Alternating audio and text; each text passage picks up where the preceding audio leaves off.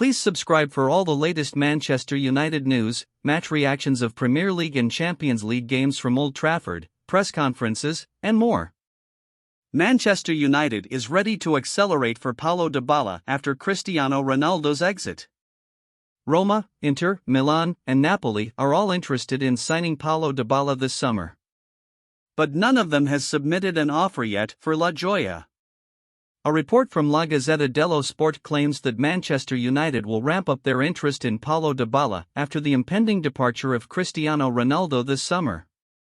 Earlier this summer transfer window, numerous reports suggested that the Argentinian would end up at Inter after leaving Juventus. But with Inter securing the services of Romelu Lukaku before prioritizing the creative playmaker, the former Palermo star currently has no offer of an imminent move on his table. The report suggests that Inter needs to offload 2 forward players before thinking about signing Dybala. Hence, the deal has hit a deadlock despite reaching an advanced stage previously. The Argentina international will return to Turin after finishing his vacation in the coming hours. Then he will evaluate offers with his agent Jorge Antun.